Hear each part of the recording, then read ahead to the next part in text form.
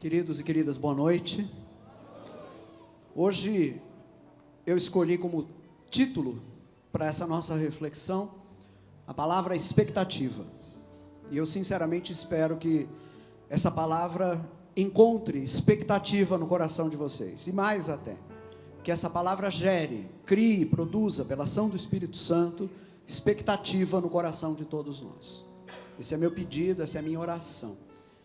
Isaías capítulo 64, versículos 1 a 4. A palavra do Senhor diz assim: ó, se fendesses os céus e descesses, se os montes tremessem na tua presença, como quando o fogo inflama os gravetos, como quando faz ferver as águas, para fazeres notório o teu nome aos teus adversários, de sorte que as nações tremessem da tua presença.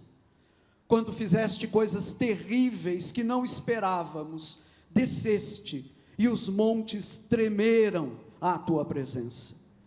Porque desde a antiguidade não se ouviu, nem com os ouvidos se percebeu, nem com os olhos se viu, Deus além de ti, que trabalha para aquele que nele espera. Amém.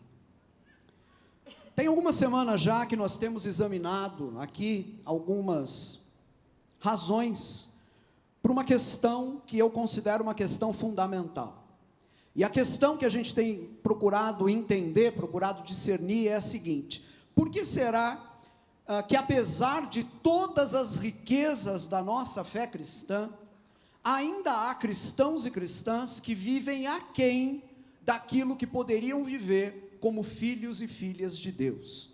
Vivem aquém daquilo que poderiam experimentar como seguidores de Jesus Cristo. Por que será que isso ainda acontece? Apesar, repito, de toda a riqueza, da enorme riqueza da nossa fé.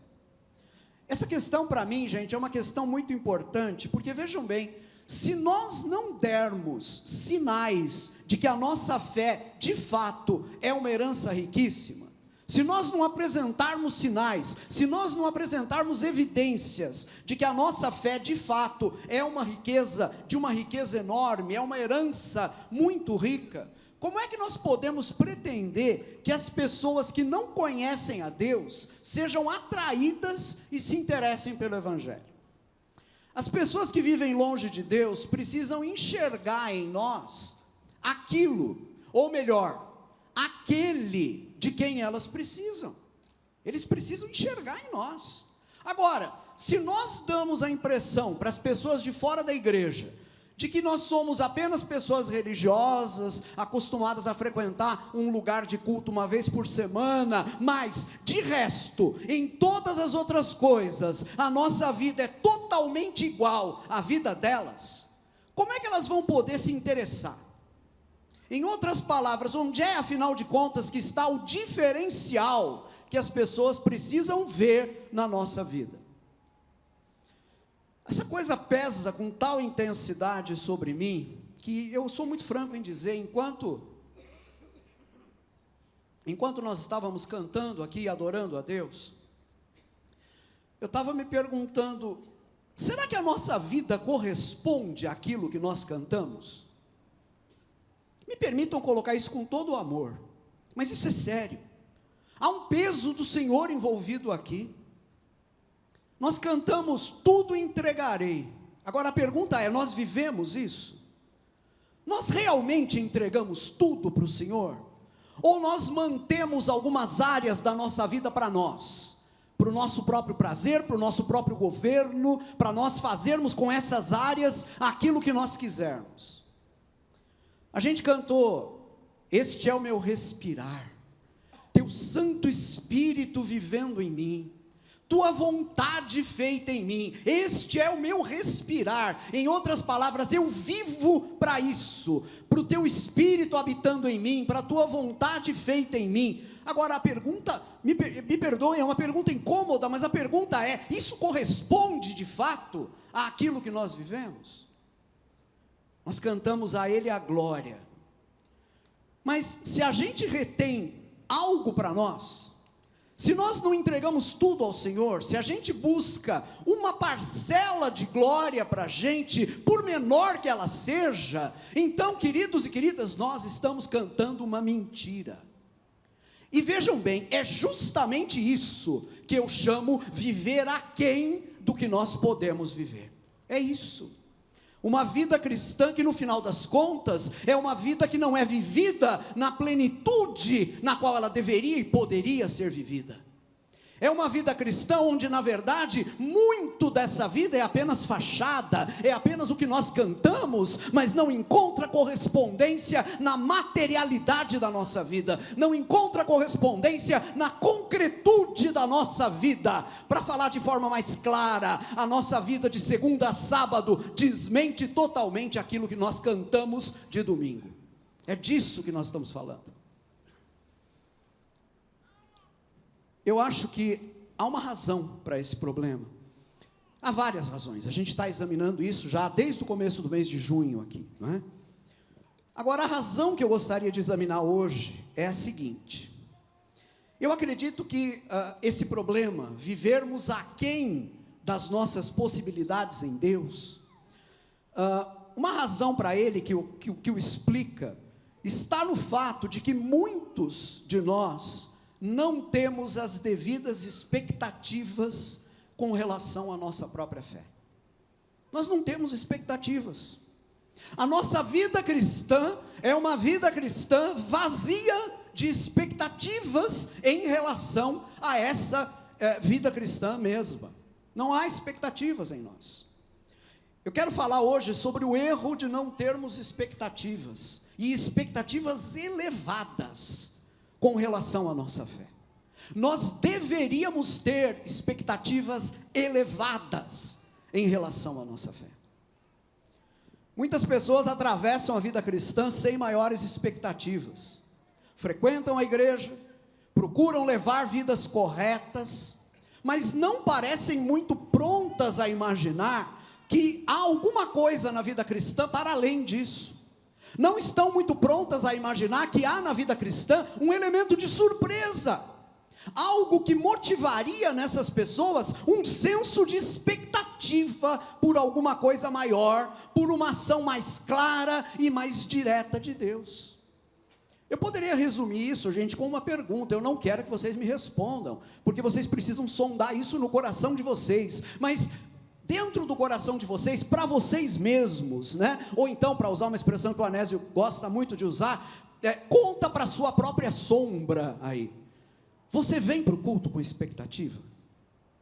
Domingo após domingo, você vem com expectativa? Ou o culto apenas é mais um compromisso ao qual você vai? Um compromisso agradável, não estou dizendo que não é agradável, né? O ambiente é agradável, o nosso jeito de fazer culto é agradável, nós somos agradáveis, somos super simpáticos, o Gernando bem mais do que eu, mas enfim, né? Somos agradáveis, você gosta de vir aqui, mas eu pergunto, você tem alguma expectativa para além disso? Porque se você não tem, você está se contentando com muito pouco, você está vivendo com muito menos do que você poderia viver efetivamente em Deus. O seu cristianismo poderia e deveria ser muito maior, poderia e deveria ser muito mais carregado de expectativa. Por que será que isso acontece? Eu acho que é muito forte no nosso tempo, essa falta de expectativa. E eu gostaria de sondar uma razão para isso. Por que nós não estamos tendo expectativas com relação à nossa própria fé cristã? E a explicação que eu acho a mais direta é de que nós acabamos nos tornando naturais demais na nossa maneira de viver a fé. Nós acabamos nos tornando naturais demais. Geralmente, épocas na história da igreja, que são marcadas por uma ação menos intensa do Espírito Santo, são épocas onde acabam predominando formas mais naturais de pensamento. Em outras palavras, são épocas onde passamos a depender menos do Espírito Santo e da sua obra, da sua ação, e mais de nós mesmos. Passamos a depender mais de nós mesmos, dos nossos recursos, da nossa sabedoria. Um paralelo muito interessante com a nossa época, com a época que nós vivemos agora, está, a meu ver, no final do século XIX, em países protestantes de língua inglesa, e os dois maiores exemplos são, sem dúvida, Inglaterra e Estados Unidos, né? Naquele tempo, nesses locais, a gente tinha igrejas que eram cheias de frequentadores, é muito parecido com o que acontece no Brasil hoje, porque o problema da igreja brasileira não é estar vazia, ela está cheia de frequentadores, o problema é outro. Naquele tempo também, na Inglaterra, nos Estados Unidos, final do século XIX, as igrejas estavam cheias de frequentadores, mas, paradoxalmente, aquela era uma época de pouca ação espantosa e sobrenatural do Espírito Santo. Não havia uma ação mais intensa do Espírito Santo. Se você diz, Rui, mas havia muitos frequentadores e, no entanto, não havia uma ação mais intensa do Espírito, como é que se explica isso? Explica-se pelo fato de que a igreja estava se tornando apenas um detalhe cultural na vida das pessoas. Era um hábito cultural adquirido e era apenas isso. Então, as pessoas procuravam uma igreja a cada domingo, frequentavam, mas isso não correspondia a uma ação mais intensa do Espírito Santo naquele contexto. Não por acaso, essa foi uma época em que a igreja passou a depender mais de soluções humanas. E característico desse tempo, dessa época, foi a iniciativa das igrejas evangélicas em criar o que ficou conhecido como sendo as sociedades de temperança. Sociedades de temperança, temperança é uma palavra que significa comedimento, né? Equilíbrio, moderação. O que eram as sociedades de temperança? Bom, o alcoolismo era um problema imenso nessa época, no final do século XIX, especialmente entre as classes mais pobres. E as sociedades de temperança tinham como objetivo incentivar a abstenção, a abstinência de álcool e também a recuperação de pessoas viciadas.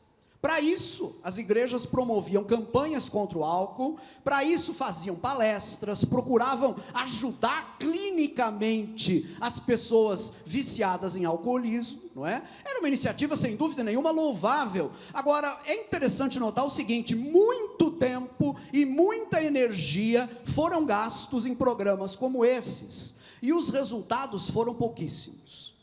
Pouquíssimos resultados.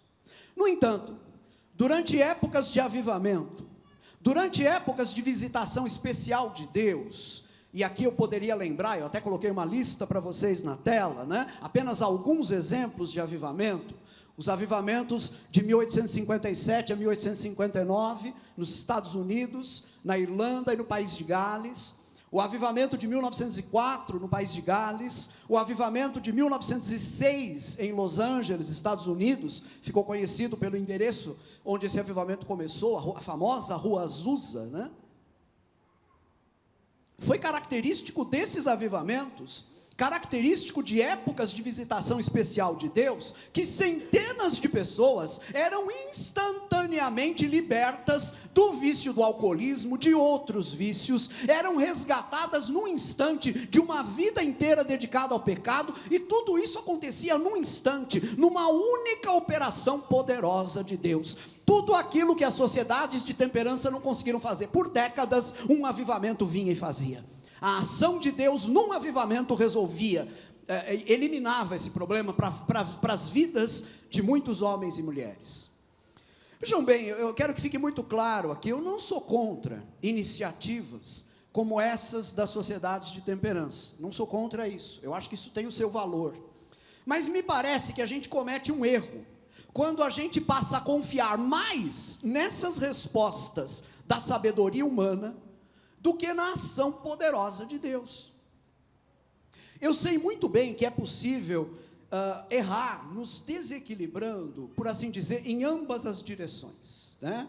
É possível se desequilibrar aqui, por exemplo, enfatizando demais as iniciativas humanas, as alternativas humanas, né? Como me parece ser o que acontece hoje em dia, e deixando de lado essa intervenção poderosa de Deus. Também é possível errar, enfatizando tanto a intervenção poderosa de Deus e esquecendo que eventualmente Deus usa também meios naturais para fazer a sua vontade. Precisamos entender que o desequilíbrio é possível em ambas as direções, e precisamos entender também que nós, eu e você, somos criaturas pós-queda, e como criaturas, seres humanos pós-queda, nós somos desequilibrados por natureza. Então, se a graça de Deus não nos ajudar a mantermos equilíbrio, a gente vai acabar sempre desequilibrando a situação, ora numa direção, ora noutra. Eu acredito que nós estamos vivendo exatamente essa situação. Eu tenho já mais de 40 anos na Igreja Evangélica Brasileira, então eu sei exatamente do que nós estamos falando. Talvez no passado a gente tenha perdido de vista que Deus poderia usar meios naturais para agir na vida das pessoas, para curá-las, para sará-las, para transformar suas vidas. É verdade, nos desequilibramos numa direção, mas agora me parece claramente que nós estamos desequilibrados em outra direção. Nós estamos dependendo apenas do humano e da sabedoria humana, e o resultado disso é um índice muito pequeno de transformação. O resultado disso é que cada vez menos nós vemos pessoas transformadas pela graça de Deus. O ponto para mim então, neste momento, porque quando a gente precisa recuperar o equilíbrio, a gente tem que voltar na direção oposta, até reencontrar o equilíbrio necessário. O ponto para mim nesse momento é enfatizar a necessidade que nós temos de considerar como prioridade a obra do Espírito Santo.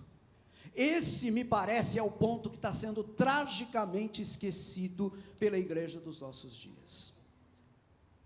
É disso, gente. É disso que trata o texto de Isaías que a gente leu. Se vocês lerem com atenção todo o trecho que vai de Isaías 63, versículo 7, que é quando começa a oração do profeta, uma longa oração, vai desde Isaías 63, 7, até o final do capítulo 64, se vocês lerem todo esse trecho, vocês vão ver que o profeta está antevendo uma situação de desolação vivida por Judá, pelo reino de Judá. Outrora, Judá havia sido uma nação livre. Agora, no tempo que o profeta está enxergando no futuro, Judá está escravizada. Outrora, Deus havia manifestado em Judá o seu poder, libertando-a da escravidão no Egito, libertando o povo de Israel da escravidão no Egito. Agora, Judá, o que restou do povo de Israel, não é? Novamente está em situação de miséria, novamente em situação de cativeiro. O olhar do profeta é um olhar que vai para o passado, que vê aquilo que Deus realizou gloriosamente no passado desse povo, e depois ele vai para a situação atual vivida pelo povo, dentro da visão que Isaías está tendo. Ele vai para a situação atual e confronta, contrasta esse presente miserável vivido pelo povo com o passado glorioso em que houvera uma forte ação de Deus. Esse confronto leva o profeta a suspirar pela ação de Deus. É uma oração que é um verdadeiro suspiro do profeta pela ação de Deus. Um exemplo, no capítulo 63, versículos 11 e 12. Então o povo se lembrou dos dias antigos, de Moisés, e disse: onde está aquele que fez subir do mar o pastor do seu rebanho? Em outras palavras, onde é que está Deus que trouxe Moisés como pastor, não é, para libertar o povo? Onde está o que pôs nele o seu Espírito Santo? Aquele cujo braço glorioso ele fez andar à mão direita de Moisés, que fendeu as águas diante deles, criando para si um nome eterno. Onde está esse Deus? Esse é o clamor do profeta. Por isso o clamor de Isaías, que sintetiza aqui profeticamente todo o anseio da nação que vai estar no cativeiro, ele irrompe, ele brota assim de forma total no capítulo 64. Oh, se fendesses os céus e descesses, se os montes tremessem na tua presença. Ele está pedindo uma manifestação de Deus. Gente, a lembrança do profeta aqui não é apenas a lembrança da passagem no Mar Vermelho. Essa lembrança está muito clara também em toda a oração que o profeta está fazendo. É também a lembrança do Sinai, Aquele momento, como a gente lê em Êxodo capítulo 20 e seguintes, onde Deus se revela ao povo ali no Monte Sinai, entrega a lei ao povo por intermédio de Moisés, e nós lemos que o monte tremia, ardia em chamas, e o povo contemplava aquilo pasmo, porque sabia que Deus estava entregando a sua lei ao seu profeta. Podem imaginar isso? No meio daquele deserto, o monte tremia, pegava fogo. O profeta se lembra disso, traz à memória essas ocorrências maravilhosas, e aí ele expressa a convicção dele: é disso que nós precisamos, é do Senhor que a gente precisa agora, precisamos que o Senhor faça agora aquilo que o Senhor fez no passado. Isaías 64, versículo 3, quando fizeste coisas terríveis que não esperávamos, desceste e os montes tremeram à tua presença. Meus irmãos, não há maior tristeza do que uma igreja que não sente falta da operação sobrenatural do Espírito Santo. Não há nada pior, dizendo aqui de outra maneira, não há nada pior do que uma igreja satisfeita consigo mesma, satisfeita com seus programas, uma igreja que acha que tudo está bem como está, e que uma ação maior, uma ação mais intensa do Espírito Santo não é necessária. Não há nada mais triste do que isso. Estudem a história da igreja, e vocês vão descobrir, sempre que a igreja esteve saudável, nos seus melhores momentos, a igreja se mostrou consciente da sua fraqueza e da sua dependência de Deus. Nos seus melhores momentos ela estava assim, sabendo que é fraca, sabendo que é dependente de Deus. Em contrapartida, as épocas em que a igreja se mostrou autossatisfeita, em que ela se mostra feliz com seus projetos e programas, essas épocas são épocas de frieza e de declínio espiritual. Quando a gente começou essa série de reflexões, isso foi lá no dia 5 de junho, está fazendo quase um mês, eu dei a vocês uma definição de avivamento.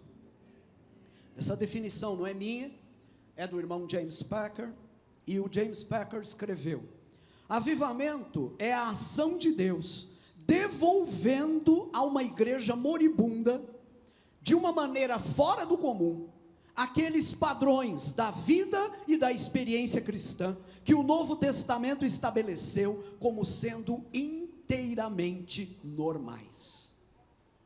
Maravilhosa essa definição. Deus age por vezes em épocas específicas da história, de uma maneira fora do comum. Deus age, eventualmente, de uma maneira fora do comum, para poder trazer a igreja de volta àquele padrão de normalidade, no qual a igreja devia viver o tempo todo. É isso, avivamento é isso, é o remédio de Deus para o declínio da igreja, é o remédio de Deus para a fraqueza, para a frieza da igreja, é o remédio de Deus para uma igreja autossatisfeita, uma igreja contente consigo mesma, mas que está vivendo aquém do que poderia viver em Deus. E eu fico me perguntando, será que não é disso que a gente necessita hoje? De uma ação extraordinária de Deus, que traga de volta a gente a uma vida cristã normal, ou seja, a uma vida cristã na qual a gente vai viver plenamente a herança que nós temos em Deus. Será que não é isso que nós necessitamos hoje? Bom, eu acho que a gente entendeu um pouco uma das razões que causam esse problema, que em si mesmo é uma das causas para nós vivermos aquém do que podemos viver em Deus. Vivemos aquém do que podemos viver em Deus porque não temos expectativa. E não temos expectativa porque nos contentamos apenas com aquilo que é natural, nos tornamos naturais demais na nossa abordagem e paramos de considerar a intervenção sobrenatural do Espírito Santo como algo oportuno, como algo que nós deveríamos desejar, como algo que deveria criar expectativa em nós. Bom, se esse é o problema, qual a solução para esse problema? A solução, me parece, não é outra, senão a expectativa por uma visitação de Deus. Alguém pode, um parêntese aqui, alguém pode se incomodar com essa expressão visitação de Deus, né? Eu já encontrei teólogos que se incomodaram com isso.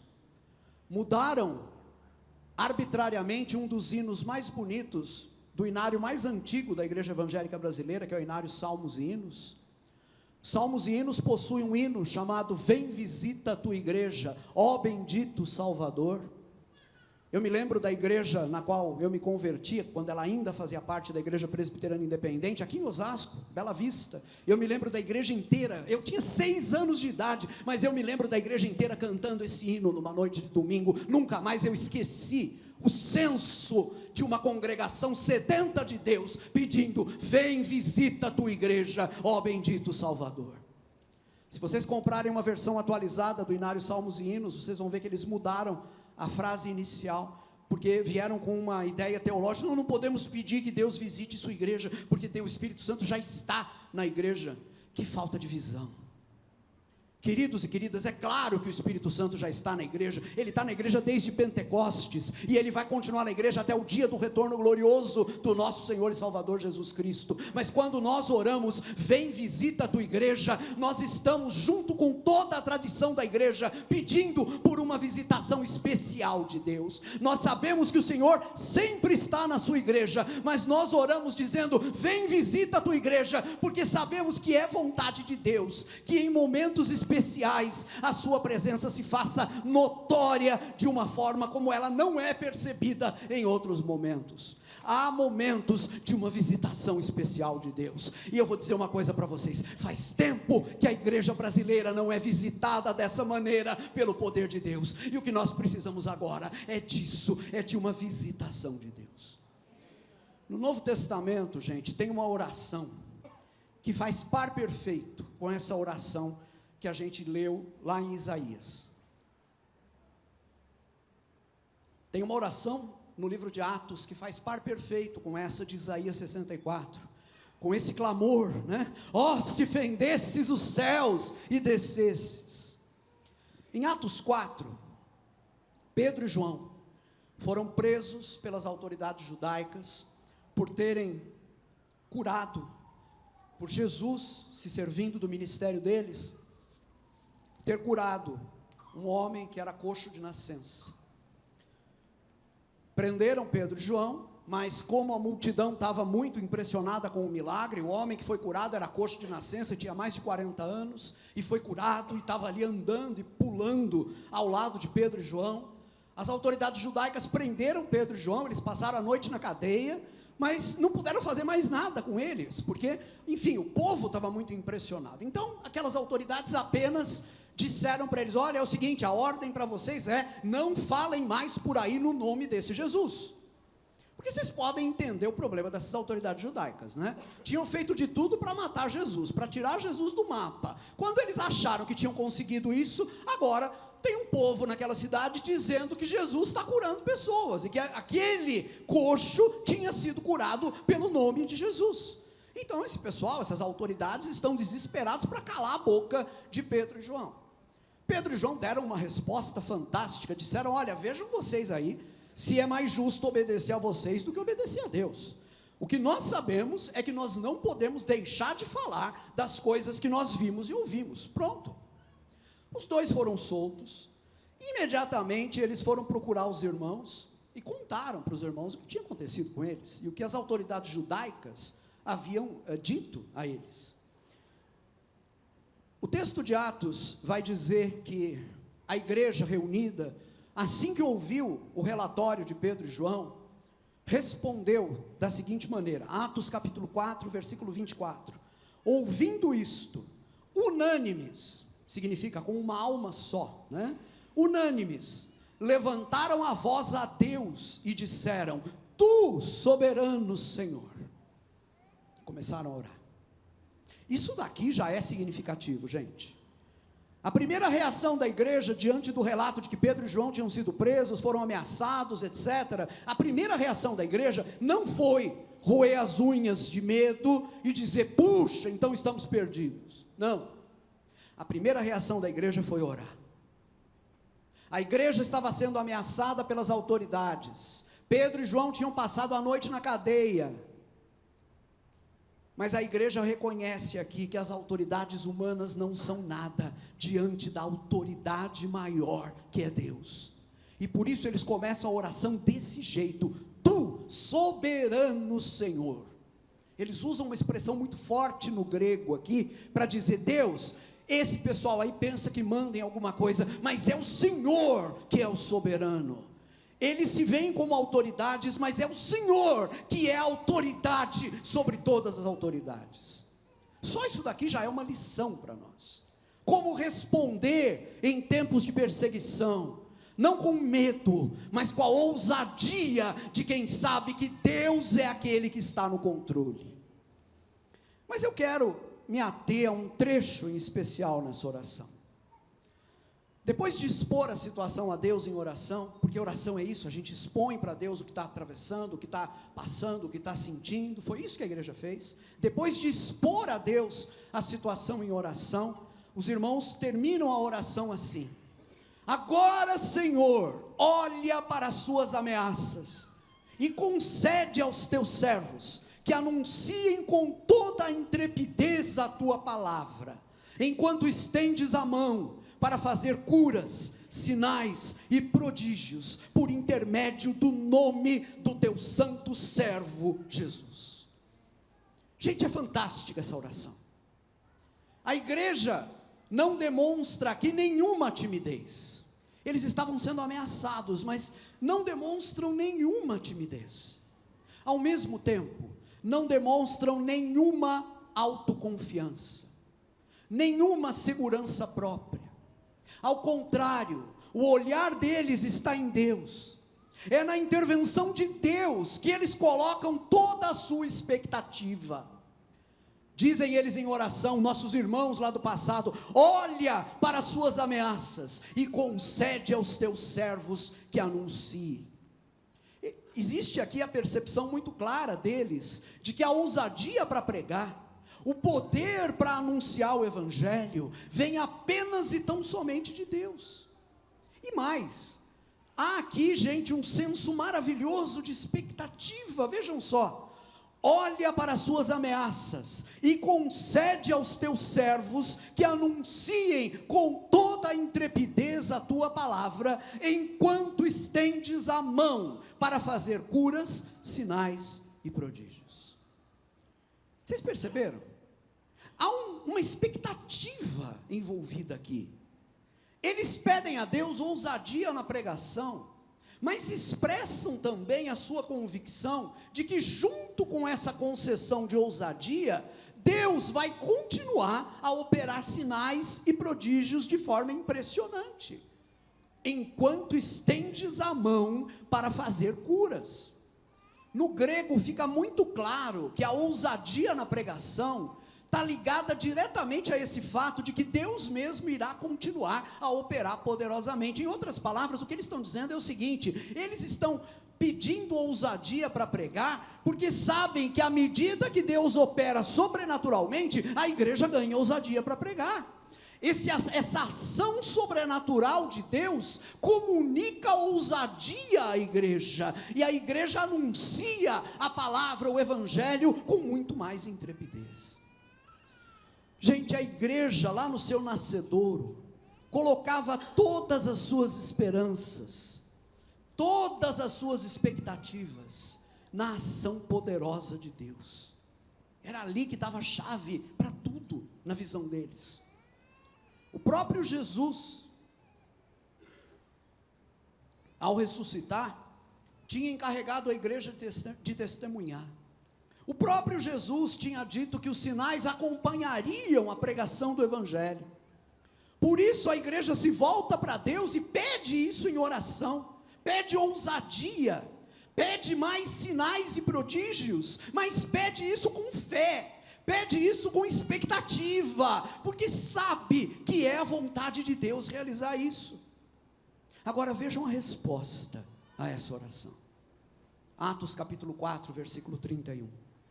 Tendo eles orado, tremeu o lugar onde estavam reunidos. Todos ficaram cheios do Espírito Santo e com intrepidez anunciavam a palavra de Deus. Queridos e queridas, esse foi o ambiente no qual a igreja começou. Esse foi o ambiente no qual se deu aquela experiência de vida comunitária que nós tanto gostamos de citar.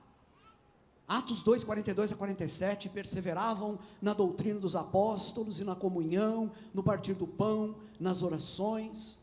Leiam lá isso. Tem outros textos que eu pus na tela também, que falam dessa vivência comunitária. Nós falamos bastante aqui na nossa comunidade, desse viver em comunidade. Agora vejam bem, essa vida em comunidade só é possível debaixo da ação do Espírito Santo. Não há nada no Novo Testamento que me autorize a achar que é possível viver perseverando na doutrina dos apóstolos e na comunhão, se isso não estiver ligado a um ambiente de profunda ação do Espírito Santo.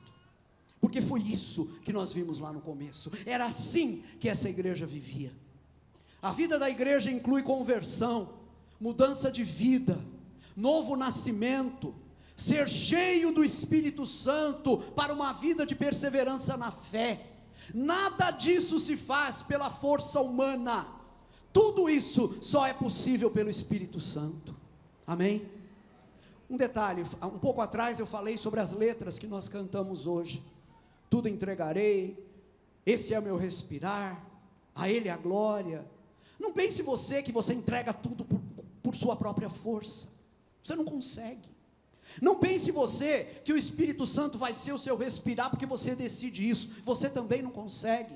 É ação de Deus, é graça de Deus, é Deus quem faz, é Deus quem nos dá o poder. Graças a Deus, não é com base nas minhas forças que eu tento viver a vida cristã, mas é justamente esse o meu objetivo aqui. Meu querido, minha querida, para de viver a vida cristã com base nas suas próprias forças. Olha para a mão desse Deus, que Ele somente pode te levantar com poder, que Ele somente pode te dar uma vida cristã consistente, e dependa dEle para viver dessa maneira. É isso, não é por minha força, não é pelo meu poder, é pelo poder do Senhor. Amém? É pelo poder do Senhor. Será que a gente desaprendeu essa lição tão importante? A profecia de Zacarias capítulo 4 versículo 6 diz: não por força, nem por poder, mas pelo meu Espírito, diz o Senhor dos exércitos. Será que nós temos alguma noção do que seja isso? Ou será que nós achamos que a igreja e a vida cristã são coisas para serem produzidas com base na nossa própria força? Permitam que eu conclua, chamando a atenção de vocês agora, para algumas coisas que acontecem, quando essa oração de Isaías é respondida. Vocês lembram da oração de Isaías? 64, versículo 1, ó, se fendesses os céus e descesses.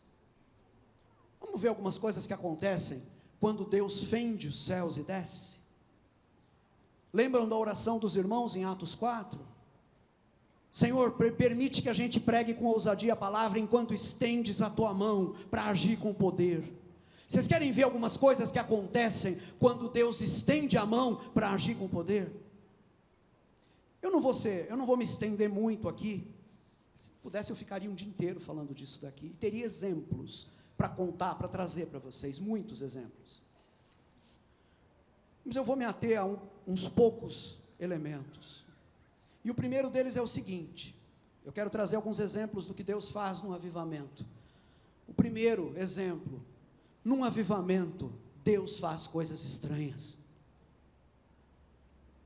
É isso mesmo que você ouviu. Num avivamento, Deus faz coisas estranhas. O texto de Atos capítulo 4, versículo 31, diz que em resposta à oração dos irmãos, tremeu o lugar onde estavam reunidos. Tremeu. O prédio tremeu, gente. Épocas de visitação especial de Deus são épocas em que ocorrem coisas estranhas, coisas que aparentemente não fazem muito sentido. Por que Deus fez a casa tremer? Eu creio que em parte a resposta está nessa oração de Isaías, em Isaías 64. Porque vejam, o profeta Isaías diz: Deus, naquele tempo o Senhor se revelou com poder, os montes tremeram, faz isso de novo. É essa a oração do profeta. Aqueles irmãos lá de Atos 4, não desconheciam o texto de Isaías, sabiam, liam frequentemente, também conheciam muito bem aquela experiência que deu base para Isaías orar assim, porque quando Isaías diz, naquele tempo o Senhor fez os montes tremerem, ele estava se referindo ao Sinai, e os irmãos aqui em Atos 4 também se recordam de como Deus fez o monte tremer, ali no momento em que entregou sua lei. Então vejam bem, gente,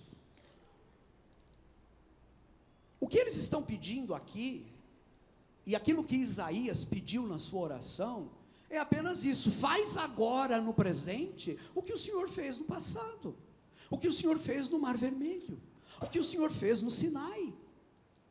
Pois bem, fazer a casa tremer, foi a maneira de Deus dizer para aquela igreja que estava sendo perseguida ali em Atos 4, eu ainda sou o Senhor, eu ainda sou o soberano, estão ameaçando vocês, mas eu sou aquele de quem os montes tremem, na presença de quem os montes tremem.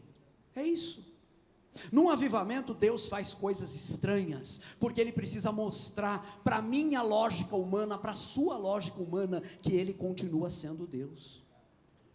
Precisamos compreender uma lição aqui que no fundo é muito simples. É muito simples.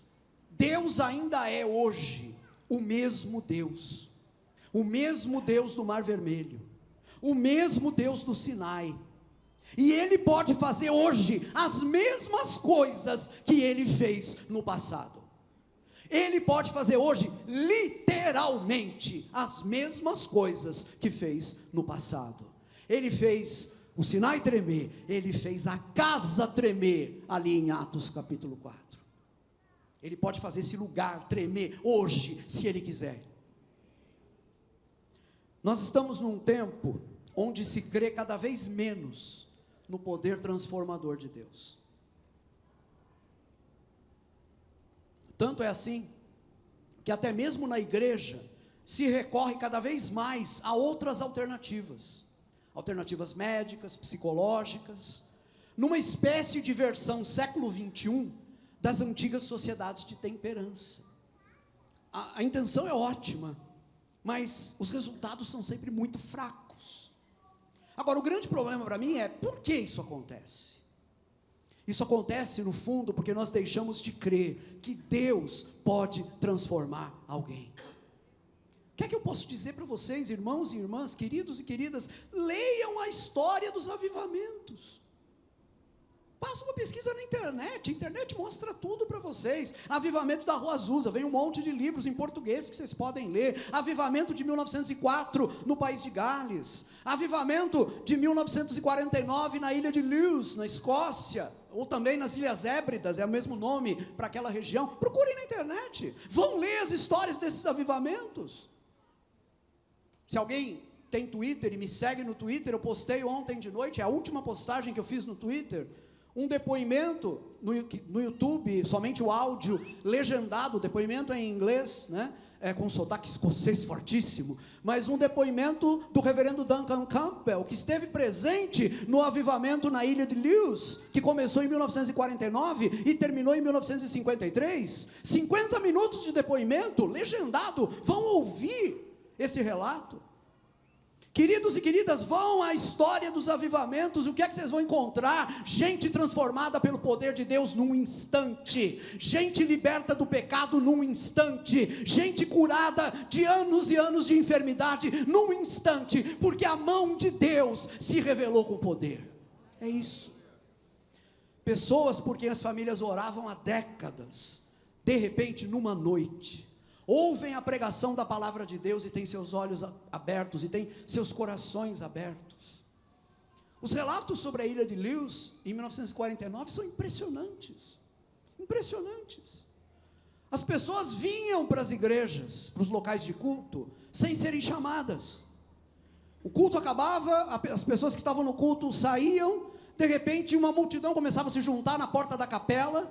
No culto tinham estado 300 pessoas, de repente, depois do culto, 700 pessoas do lado de fora da capela, e esse pessoal veio espontaneamente, não eram frequentadores da igreja, eram pessoas que viviam longe de Deus, mas o Espírito Santo colocou no coração deles e delas, temor de Deus, consciência de pecado, e essas pessoas entravam na igreja, forçavam a entrada, vinham para frente junto ao púlpito, se prostravam no chão dizendo: Deus, será que vai haver misericórdia para mim?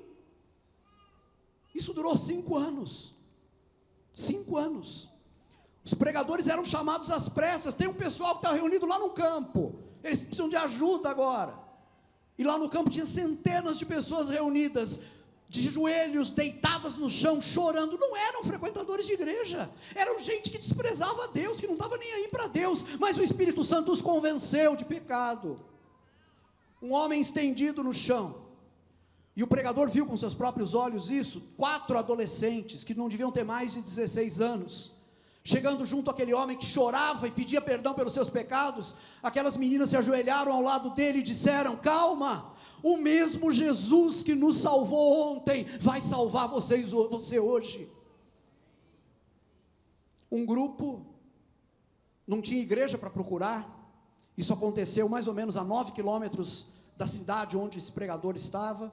O grupo não tinha igreja para procurar, não havia nenhuma igreja perto. Foram para a delegacia, porque sabiam que o policial de plantão era crente, então foram para a delegacia procurando ajuda. Muitas pessoas, tinha um baile, para vocês terem uma ideia, cheio de jovens, 100 jovens saíram e foram procurar auxílio. Alguns desses que foram para a delegacia estavam sentados no meio fio, chorando, pedindo perdão, ainda com sinais de embriaguez, porque tinham vindo da festa, do baile. E num determinado momento o pregador viu uma senhora que se aproximou de um deles, abraçou o rapaz e disse: Jimmy, finalmente você está chegando. Com isso ela revela seu coração. Por anos ela orou pelo filho, e agora o filho estava ali quebrantado aos pés do Senhor. E o pregador termina essa parte do depoimento dizendo: hoje o Jimmy é pastor. Vidas transformadas pela ação de Deus. Vamos ver o áudio. Vamos ouvir o áudio. Ver o áudio é bom, né? Vamos ouvir o áudio. Ô gente, me perdoem, eu me sinto hoje muito como profeta, como Isaías. Eu tenho na minha memória o que Deus fez no passado. Eu leio esses relatos, eu ouço relatos como esse do reverendo Duncan Campbell, e isso me recorda do que Deus fez no passado. Eu vejo a minha própria experiência, quando a igreja a qual eu pertencia experimentava uma visitação especial de Deus, no ano em que eu me converti, 1978, eu me lembro do ambiente de cada culto, um ambiente sempre tenso da presença de Deus. Eu me lembro das conversões, das vidas transformadas. Cada uma dessas vidas experimentava um verdadeiro terremoto, era um Sinai tremendo na vida dessas pessoas. Eram as conversões absurdamente impressionantes, mudança completa de vida. Naquele tempo, o que destruía, estou falando de 1978, quando eu me converti, naquele tempo o que destruía a juventude eram as drogas. Eu acho que hoje nós estamos numa situação infinitamente pior. O diabo reuniu o que ele tem de melhor, entre aspas, nas suas baterias demoníacas, e dirigiu tudo isso contra a juventude.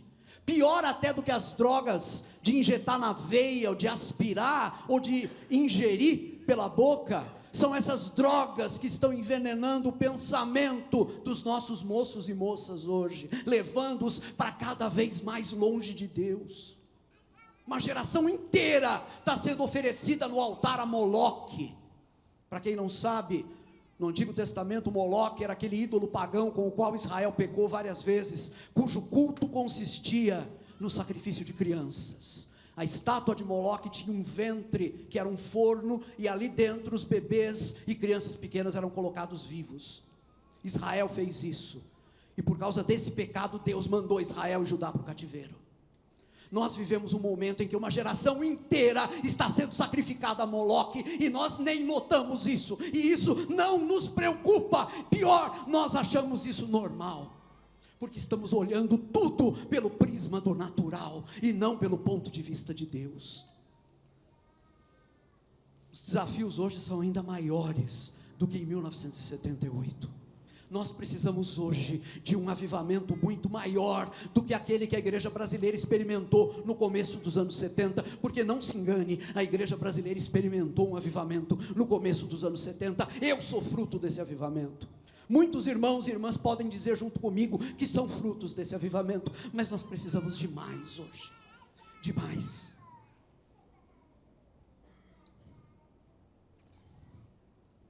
Eu me pergunto, diante dessa situação, onde está o Senhor?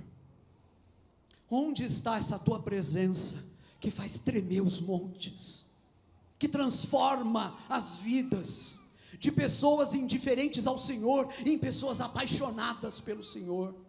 Ah, Deus, se o Senhor fendesse hoje os céus, fende os céus e desce, faz com que a nossa vida seja abalada hoje na tua presença. Eu tenho um alerta para vocês. Num avivamento, Deus frequentemente desarruma a nossa casa.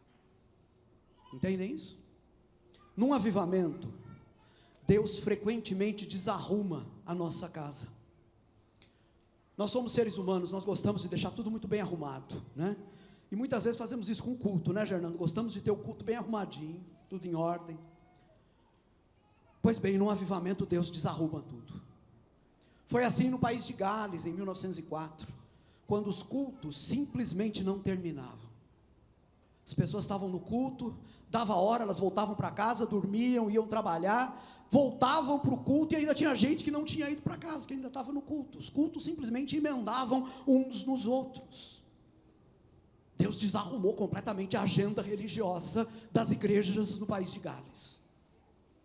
Foi assim em Azusa, na cidade de Los Angeles, em 1906, quando o fenômeno de falar em línguas desconhecidas e as experiências assombrosas de cura perturbaram o gosto religioso de muita gente que não estava gostando daquela bagunça no culto. O Espírito Santo bagunça a nossa casa, ele faz a nossa casa tremer. Foi assim no final da década de 60 nos Estados Unidos. Vejam essa foto. Foi assim no final da década de 60, quando Deus começou a agir poderosamente no meio daquela juventude drogada, e muitos começaram a se converter. Vocês estão vendo a foto de um batismo realizado no Oceano Pacífico, simplesmente porque eram centenas e centenas de jovens, não havia como fazer batismo nas igrejas, foram batizados nas águas do Oceano Pacífico, e muita gente nas igrejas não queria receber esses jovens, porque dizia: não, eles vão perturbar o nosso culto, eles são cabeludos, são tatuados, são barbudos, eles falam gíria, eles destoam do nosso ambiente controlado aqui, eles vão bagunçar a nossa casa. Agora eu vou dizer uma coisa para vocês, cada vez que eu olho essa foto, eu tenho essa foto num livro em casa, cada vez que eu olho essa foto, cada vez que eu vejo de perto os rostos brilhantes de alegria, os olhos faiscando de quem acabou de ter um encontro com Jesus, estava procurando Jesus nas drogas, no sexo desenfreado, em todo tipo de prática contrária à vontade de Deus, não encontrou nada lá a não ser decepção, mas encontrou em Jesus a resposta e a esperança. Quando eu vejo o rosto dessas pessoas, eu digo para mim mesmo e para Deus: Deus, vale a pena toda a bagunça que o Senhor quiser fazer na nossa vida e nos nossos cultos, para que a gente volte a ver esse tipo de coisa. Deus, é isso que eu quero ver. Eu não quero ordem, eu quero ver a tua bagunça, eu quero ver gente transformada pelo teu poder. É isso que eu quero ver, é isso que eu quero ver. Num avivamento Deus faz coisas estranhas. Em segundo e último lugar, num avivamento, Deus restabelece a sua ordem nas vidas dos seres humanos. Eu acho muito engraçado, eu não me dei conta disso enquanto eu preparava a mensagem, mas depois, relendo o meu texto, eu me dei conta. Eu acabei de falar de desarrumar a casa, não é? Acabei de falar de desarrumar a casa, eu acabei de dizer que um avivamento desarruma a nossa casa. Pois bem, Deus muitas vezes desarruma a nossa casa para poder arrumar direito. Deus desarruma a nossa casa, entenda que por nossa casa não só o ambiente da igreja, a nossa vida também. Deus desarruma a nossa vida para poder arrumá-la direito, para poder organizá-la direito, ordená-la segundo as suas prioridades e não segundo as nossas. A definição de avivamento que eu mostrei para vocês, ela nos diz que no avivamento, Deus age de forma extraordinária, para trazer a igreja de volta àquela vida normal, que Deus sempre pretendeu que a igreja vivesse. Eu diria, gente, que trazer de volta a normalidade, é o propósito de Deus em toda a sua obra de salvação. Toda a obra da redenção que a Bíblia nos apresenta, tem como objetivo trazer a humanidade de volta à normalidade. O pecado representa a desordem, a revolta humana contra a ordem estabelecida por Deus. Há uma ordem estabelecida por Deus na criação. O pecado significa a recusa a essa ordem que Deus estabeleceu. É isso que é pecado. Na redenção, Deus traz todas as coisas de volta para essa norma. Vejam bem, a palavra normal, normalidade, vem de norma, né? Essa ordem original, essa ordem que Ele criou no início, e que Ele nunca pretendeu que fosse abandonada. Na oração de Isaías, Deus é mencionado como aquele que tem todo o poder, aquele que ao se manifestar, faz tremer os montes e as nações. Vou abrir um parêntese aqui para dizer algo que eu esqueci de dizer lá atrás. Enquanto eu estava falando que Deus faz coisas estranhas no avivamento, e estava tomando aqui como base, não é, o que Deus fez no passado, e principalmente o que Deus fez em Atos 4, tremeu a casa, né? Na ilha de Lewis, em 1949, aconteceu exatamente isso. Uma reunião de oração numa casa de fazenda, um irmão simples pedindo a Deus, dizendo: Deus, o Senhor fez tremer a casa lá atrás, faz isso hoje, mostra o teu poder. Gente, literalmente, a casa tremeu, igualzinho aconteceu em Atos 4. Então, por favor, não me digam que Deus não pode fazer hoje aquilo que Ele fez lá atrás, porque o nosso Deus é o mesmo, e o poder dEle não mudou nem um pouquinho, amém? Agora, o que eu estou tentando mostrar para vocês, é que na oração desses irmãos, eles estão dizendo: Deus, o Senhor é aquele que tem todo o poder, o Senhor é aquele que faz tremer os montes.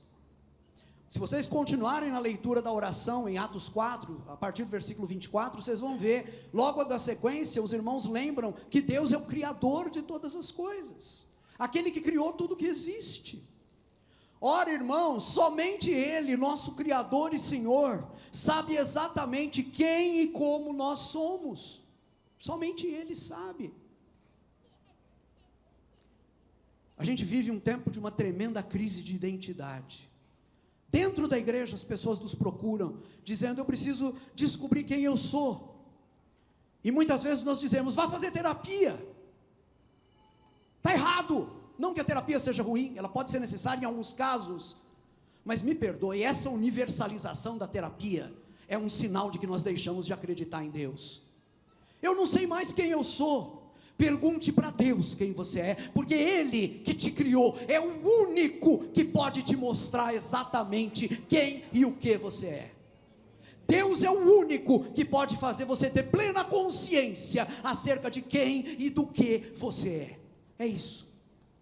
É isso que nós precisamos perceber.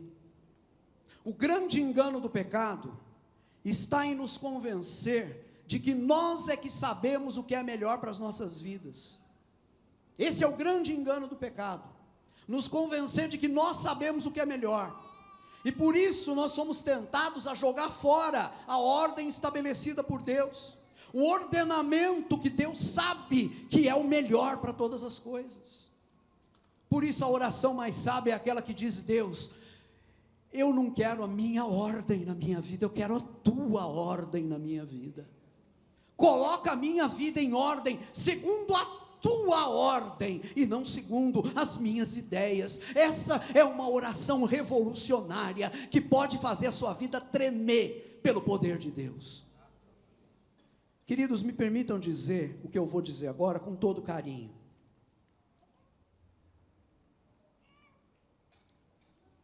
O pecado, eu estou terminando já, mas eu vou ser muito franco com vocês hoje. Como eu estou terminando essa série hoje, eu não estou nem um pouquinho preocupado com o horário, se bem que eu vou terminar já já, mas eu não estou nem um pouquinho preocupado com o horário hoje, sou muito franco em dizer. O pecado fez estragos muito profundos em cada um de nós. O pecado nos atingiu de formas que a gente nem imagina. O que Deus deseja fazer, quando Ele derrama seu poder no avivamento, é tocar nessas áreas obscuras da nossa vida, essas áreas onde o pecado desordenou as coisas, onde o pecado desordenou a nossa própria interioridade. Deus deseja tocar nessas áreas e colocar ali de novo o seu ordenamento, a sua ordem. É isso. No ano de 1948, essa vai ser a última história de hoje, houve um poderoso avivamento em algumas regiões do Canadá e dos Estados Unidos, 1948, numa cidade canadense chamada Edmonton. Durante um culto, os irmãos tiveram a experiência de ouvir, prestem atenção nisso, os irmãos tiveram a experiência de ouvir, mesclado ao canto da comunidade, mesclado ao canto normal da igreja, um som totalmente diferente. Parecia o som de um poderoso órgão de tubos. Não havia nenhum órgão de tubos naquela igreja. Esse foi um acontecimento que se repetiu algumas vezes em diferentes localidades durante esse avivamento de 1948. Uma testemunha ocular e auditiva que estava nessa reunião em Edmonton narra para a gente, eu trouxe um trechinho do depoimento dela aí na tela. O James Watt escreve: a melodia do próprio céu encheu toda a igreja. Era como um poderoso órgão, com belos acordes crescentes, entremeados por solos, porém em perfeita harmonia. Todos que ouviram isto, a alguns quarteirões de distância, disseram que isto tocou áreas de seu ser que nenhum poder na terra tocara antes. Meus irmãos, vocês têm noção do que é isso? O cântico do céu tocou áreas da vida daquelas pessoas que precisavam de cura e que nenhum poder na terra havia tocado até então. Num avivamento, sinais como esses servem para quebrar as nossas resistências, para humilhar a nossa racionalidade, para sensibilizar as nossas emoções. É como aquele instrumento que quebra a nós, para a gente poder acessar a polpa, não é? Do fruto. O Espírito Santo usa isso para quebrar a nossa exterioridade, porque então o Espírito Santo toma a palavra de Deus e aplica a palavra de Deus em nós, para nos curar, para nos restaurar. Não é nenhuma música que nos cura, é a palavra de Deus que nos cura, mas Deus usa esses sinais extraordinários para chamar a nossa atenção, para quebrar as nossas resistências, para que a palavra de Deus possa penetrar em nós e fazer em nós o trabalho que é dela. E eu pergunto a vocês hoje, a gente reconhece a nossa necessidade disso? Será que nós percebemos o quanto precisamos de uma ação poderosa do Espírito Santo em nossas vidas?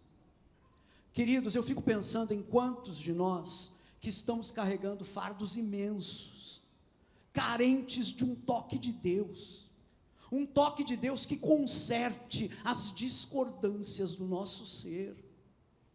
Você está procurando essa cura nos psicólogos, na psicoterapia, e eu estou querendo te dizer que essa cura pode vir hoje pelo toque do Espírito Santo de Deus. O Espírito Santo de Deus pode curar as discordâncias do teu ser de uma maneira que você nem imagina, porque Deus é poderoso para fazer hoje o que Ele fez no passado e o que Ele tem feito ao longo da história. Será que a gente pode crer que Deus é poderoso para fazer isso? Será que a gente pode se unir e orar por um derramamento do Espírito Santo, que traga para nós e para toda a igreja essa ação curadora e restauradora do poder de Deus? Eu vou pedir que você fique em pé comigo. Eu quero orar, mas antes de orar, eu peço licença para dizer algo. Me perdoem por acrescentar, isso nem estava no meu esboço. Me perdoem por acrescentar algo tão pessoal, mas eu faço isso em obediência a uma direção de Deus. Eu não tenho outro objetivo na minha vida hoje, que não seja ver, durante os meus dias na terra, um poderoso avivamento. Eu não tenho outro objetivo. Eu cheguei muito perto da morte. Eu costumo dizer que eu não apenas vi a morte sorrir para mim, eu contei as cáries que ela tem. Eu sei como é que é o sorriso da morte. Isso me fez ver exatamente o que vale a vida. E eu percebi que a vida só vale se é vivida para Deus. A vida não tem valor, a não ser que seja vivida para Deus. Então me desculpem, irmãos, pode parecer arrogância o que eu estou dizendo, o que eu vou dizer agora, mas Deus conhece meu coração. Deus conhece meu coração, não é arrogância. Eu posso cantar tudo entregarei, porque eu entreguei tudo para Deus. Eu disse para Deus, Deus, está tudo diante do Senhor, eu não tenho mais nada. A minha vida, os meus talentos, as minhas ambições, os meus desejos de fazer e acontecer, a minha família, a universidade onde eu trabalho, está tudo diante do Senhor. O que o Senhor quiser pedir, o Senhor pode pedir, porque é teu. O que o Senhor quiser fazer, o Senhor pode fazer comigo, porque eu sou teu. E a única coisa que eu quero é ver a tua vontade na minha vida. A única coisa que eu quero, a minha única ambição é ver o mover de Deus que marque a nossa geração, que marque os nossos dias, que tire das garras do devorador, em especial, porque o meu grande peso vai nessa direção, em especial, esses moços e moças que estão sendo destroçados pelo poder do inimigo. Deus, mostra o teu poder. Essa é a minha oração. Será que você pode se juntar comigo nessa oração? Eu vou te convidar a isso agora. Implícito aqui está o convite. Meu querido, minha querida, se você ainda não entregou tudo, seja mais esperto do que o Rui. Não espere por um câncer. Não espere por um câncer. Faça isso hoje. Aprenda com quem está dizendo, a vida não vale nada se não for vivida para Deus. Não vale nada. Se você ainda não entregou tudo, entrega hoje. É uma decisão tua, é você para Deus. Eu não vou pedir que você venha aqui, não vou pedir que você levante a mão, mas eu vou pedir que você seja sincero diante de Deus.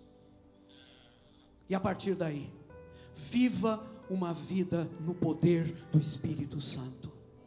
Viva não aquém, mas além daquilo que você pode em Deus, porque em Deus não há limites para a nossa vida e para aquilo que nós podemos viver. Vamos orar. Pai querido, esse é o nosso coração, Senhor, esse é o nosso clamor, o clamor de quem sabe que a nossa única esperança está numa visitação poderosa do Teu Espírito Santo, e é isso que nós pedimos ao Senhor, que o Senhor venha com poder, como o Senhor veio no passado, quando o Senhor fez tremer os montes, e as nações tremeram diante do Senhor. Vem agora, Pai, com poder, e faz tremer a nossa vida, a vida de cada um de nós que está aqui hoje, a vida de cada um que ouve essa palavra agora, nesse momento, onde quer que seja, faz tremer a nossa vida, que a ação do Teu Espírito Santo nos transforme, nos tire do comodismo, nos tire da mesmice, nos arranque de uma vida meramente religiosa, nos tire de uma vida natural apenas e nos traga para a dimensão da comunhão com o Senhor, para a dimensão da plenitude do Teu Espírito Santo. Faz isso nas nossas vidas, mostra o Teu poder, Senhor, mostra o Teu poder. Quando o Senhor veio no passado, o Senhor fez os montes tremerem diante do Senhor. Faz isso agora, Pai, na nossa vida, no nosso tempo, para a glória do Teu nome, em nome de Jesus. Amém, amém.